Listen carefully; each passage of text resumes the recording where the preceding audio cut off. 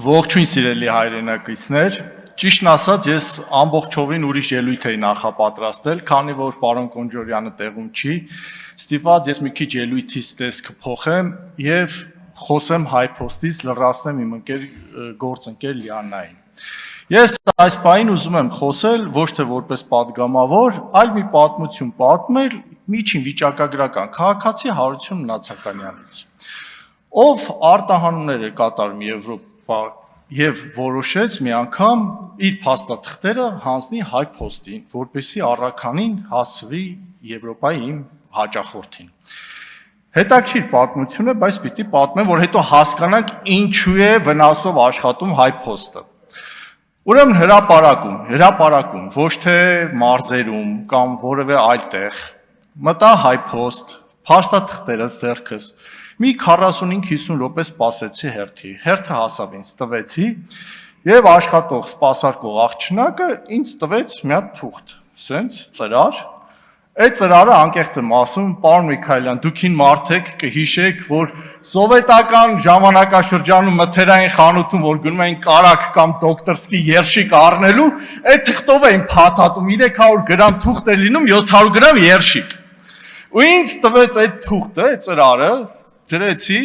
վերցրեց, դրեց քշերքին, հաշվար կարեց, գինը ասեց, վճարեցի կանխիկով, ոչ թե փոխանցումով, մոտ 25 թոշակառուի լառնակայի գումար, այժմ չէր FedEx-ից, եւ դրանից հետո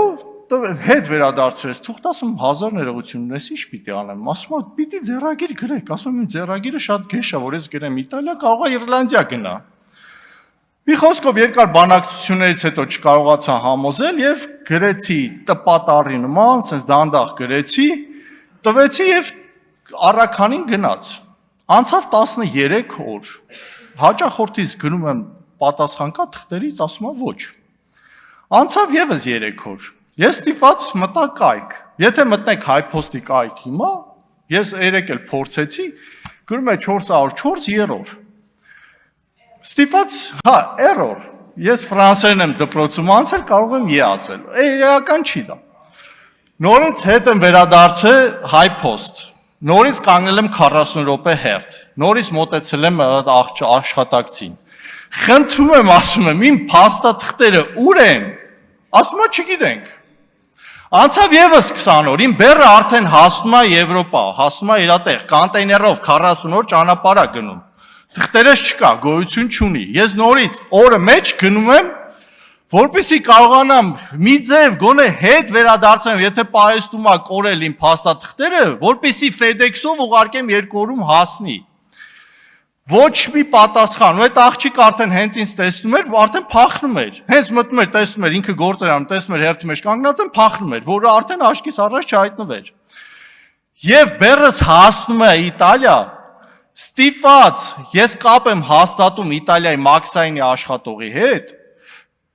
խնդրում եմ մեյլով ուղարկում եմ փաստաթղթերը եւ կարողանում եմ իմ բեռը մաքսազերծել։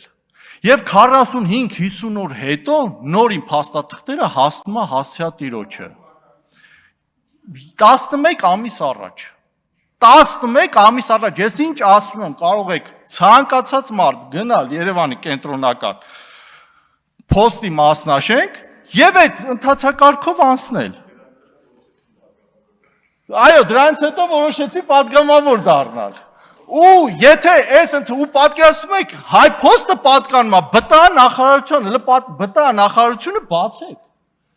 Բարձր տեխնոլոգիական չէ նախարարություն, չէ, օրինակ, այսպես ասած։ Բարձր տեխնոլոգիական նախարարությունը 20-րդ, 19-րդ դարի ընթացակարգով է շարժվում։ Տպագի չեն տպում։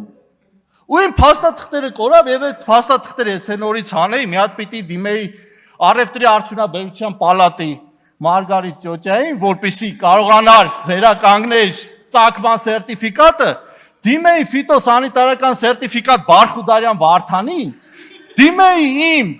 բրոկեր Մարտինին եւ գտնեի Մաքսայինի աշխատող Մկրտչյան Նարեկին, որ հերթափոխում աշխատում, որ այդ ինվոյսից վրա ամսաթիվը գրեր, որ ես կարողանայի փող ստանայի իմ իտալիացի կլիենտից։ Այս 19-րդ դարի մոտեցումով մենք ուզում ենք ինչ-որ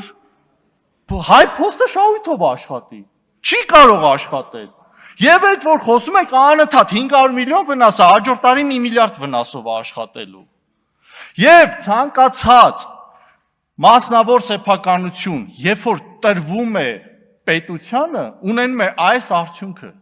չունենում առաջընթաց, եւ պետական կառավարողը չունենալով բիզնես մտածողություն, բերում է հասցնում է այս վիճակին։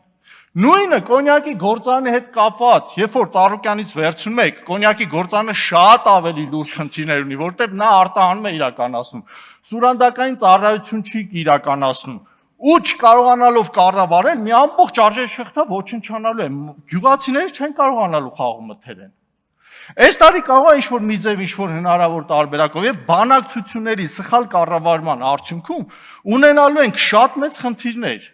Ես հիշում եմ 2021-22 թվականին, երբ որ Գորիսի